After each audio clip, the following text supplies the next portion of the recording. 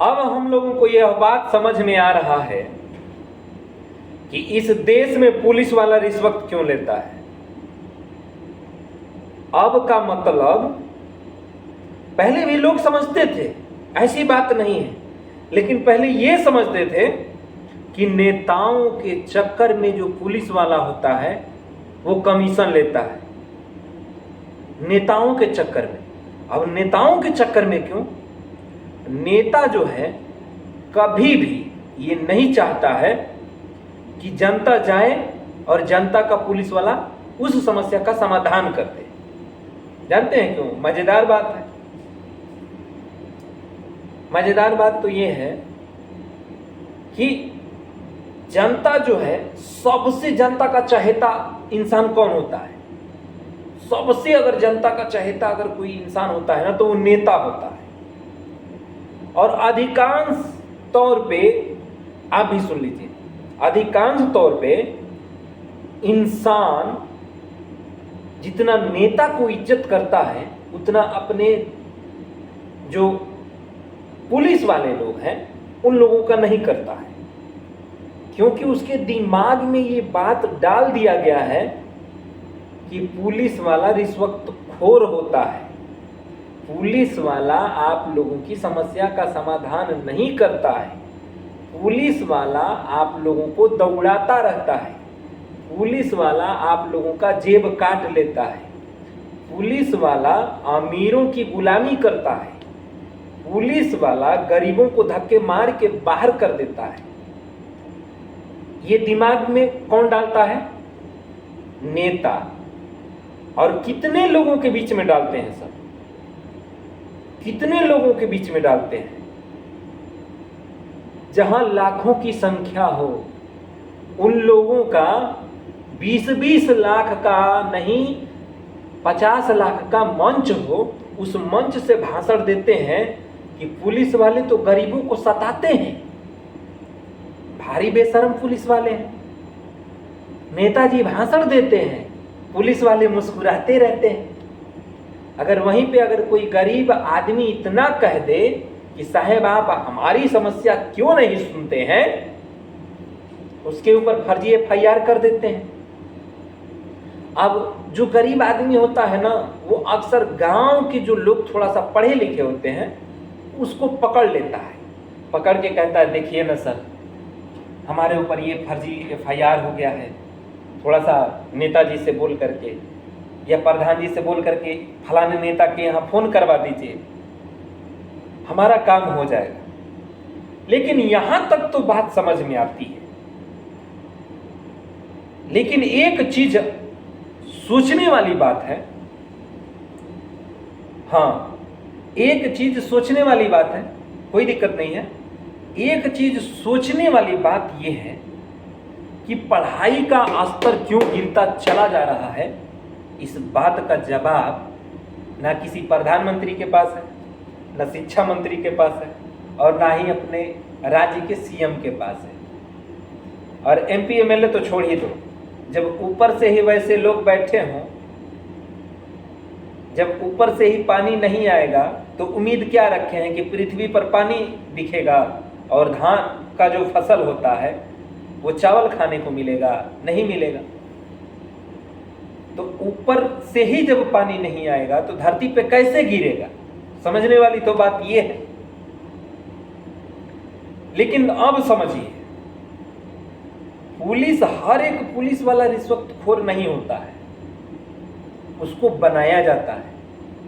किसी कॉलेज में वो ये पढ़ के नहीं आता है कि नहीं तुम्हें रिश्वत लेना है, तुम्हें गरीबों को सताना है, फर्जी FIR करना है, फर्जी मुकदमे करना है, 1 महीने में 10 करोड़ की उगाही करना है, चाहे गरीबों का आंख निकाल लो, गरीबों का किडनी निकाल लो, गरीबों का आंत निकाल लो, गरीबों का फेफड़ा निकाल लो, कुछ भी निकाल लो। ये पुलिस वाले की जिम्मेदारी नहीं है, उसको ऐसा बनाया गया है। साहेब जो लोग हैं,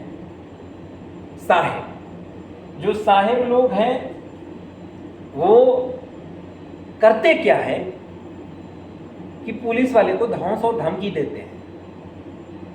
धमकी क्या देते हैं कि तुम्हारा ग्रोथ रुकवा ही देंगे, तुम आगे नहीं बढ़ पाओगे।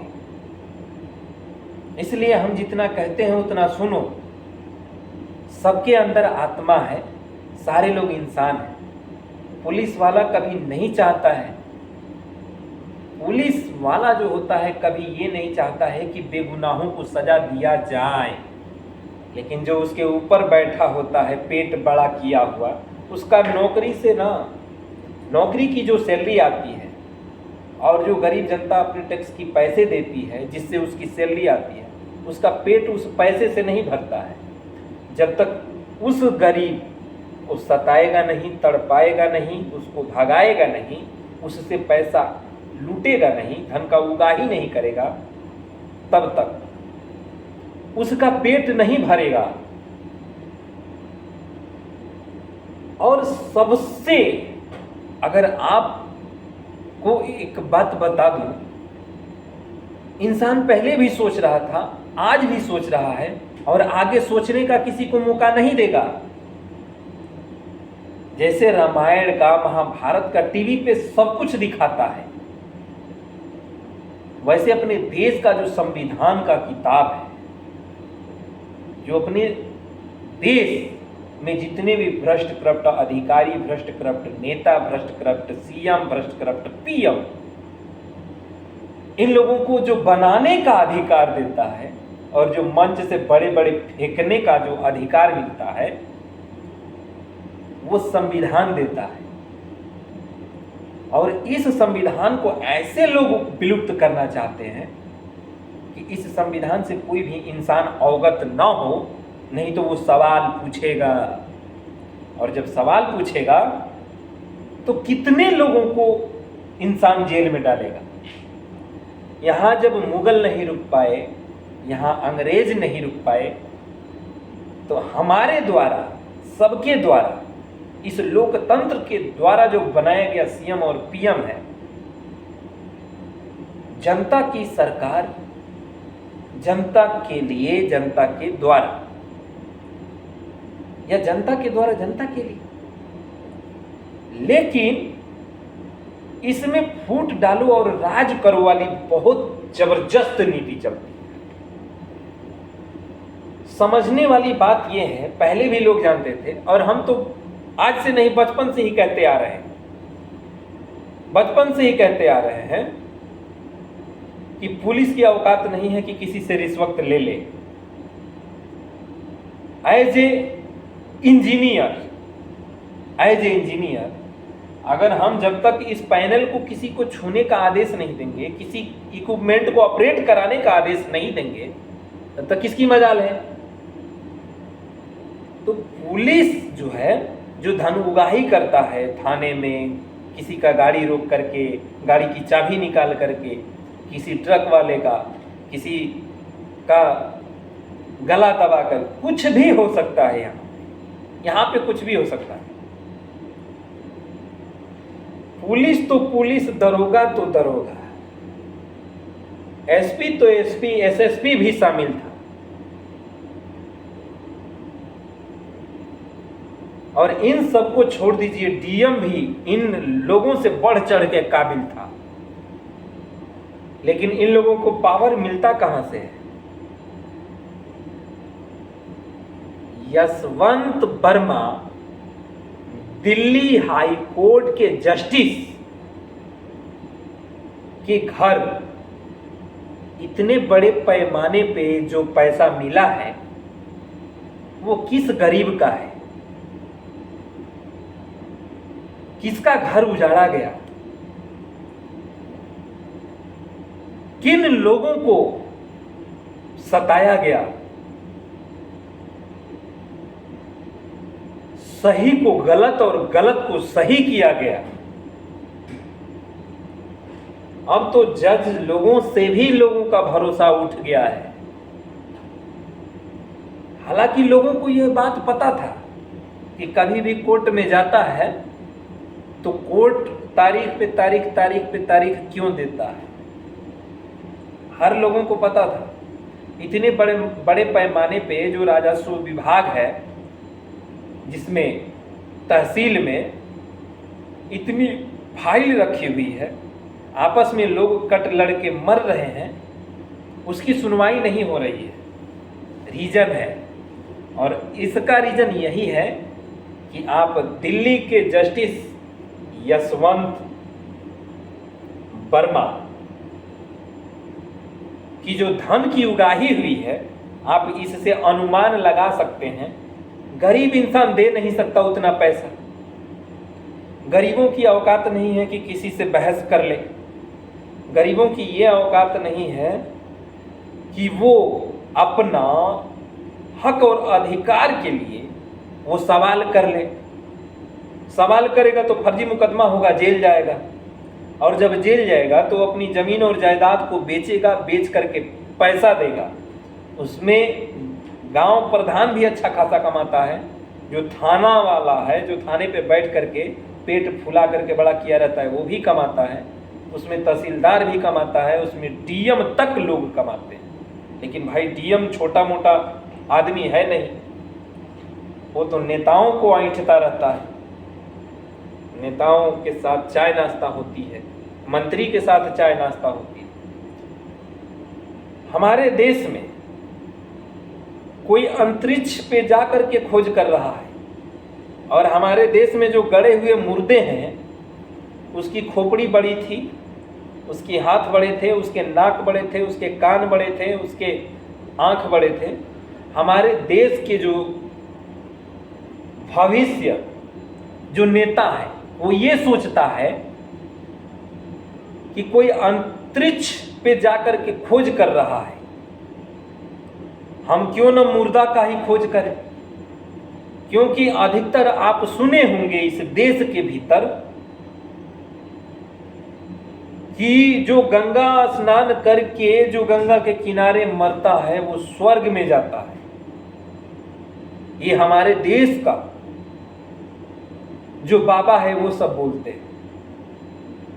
जिन बाबा से सीएम मिलते हैं, जिन बाबा से पीएम मिलते हैं, गृह मंत्री मिलते हैं, ये उनका कहना है। तो हम एक बात पूछना चाहते हैं कि स्वर्ग पे सीढ़ी किसने लगाया, और लगाया तो वो स्वर्ग की सीढ़ी है कहाँ। अगर उस इंसान को पता है कि स्वर्ग की सीढ़ी यही है, तो वो इंसान स्वर्ग में गया क्यों नहीं, वो गरीब लोगों को क्यों भेजना चाहता है। अगर जो मरने के बाद ही स्वर्ग जाता है तो उस स्वर्ग में जिंदा जा नहीं सकता और मुर्दा बता नहीं सकता। तो कितने बड़े अपने देश में कितने बड़े पैमाने पे गरीबों के साथ ये गेम खेलते हैं, कितने दिन तक खेलेंगे, और गरीब लोग इस बात को कब समझेंगे। हमारे खान सर जो हैं, बीपीएससी जब एग्जाम हुआ तब से ही लड़ते आ रहे हैं। कितना एविडेंस दिखाया उन्होंने, ट्रेजरी से जहां पे पेपर रखा जाता है एग्जाम से पहले, ट्रेजरी तक जाकर के वो पता लगा लिए हैं कि सेम पेपर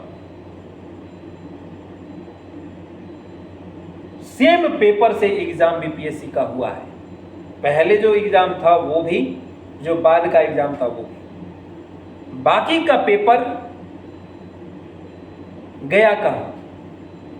उन्होंने यहां तक कि जब पेपर का अंशांकन हुआ, उन्होंने ये भी दिखाया, जिसको 19 नंबर मिला है उसका 17 हो गया है, जिसको 29 मिला है उसका 28-27 हो गया है। फिर भी हाई कोर्ट के जज साहब के आंखों पे पट्टी पड़ी है। तब तक ये मामला सामने आ गया यशवंत वर्मा जी का। जब केंद्र में बैठा हुआ व्यक्ति इतने बड़े पैमाने पे धन उगाही करने का काम करता है, तो पटना, गाजीपुर, बनारस, इलाहाबाद क्या होता होगा, क्या होता होगा। अब बात रही इंजीनियरों की, तो जितने भी इंजीनियर रिंग पढ़ने वाले हमारे भाई बहन हैं।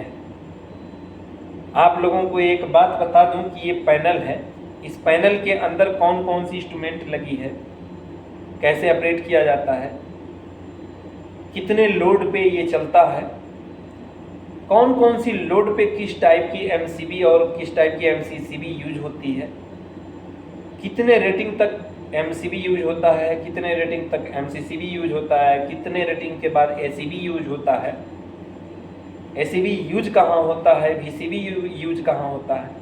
एक एक चीज़ हम प्रैक्टिकल के माध्यम से आप सभी लोगों को बताने का काम करेंगे। लेकिन जो जनता है, ये जनता आंख बंद करके कब तक बैठी रहेगी, इस बात को समझना पड़ेगा। कुछ ऐसे हमारे देश के क्रांतिकारी थे जिन्होंने मुगलों को भगा दिया, अंग्रेजों को भगा दिया, और हमारे ही वोट से, हमारे ही हक और अधिकार से पलने बढ़ने वाले जो नेता हैं, हमारे ही ऊपर जाल फेंक करके और अपने ही लोगों को गुलाम बनाना चाहते हैं। ये बिल्कुल बर्दाश्त नहीं होगा।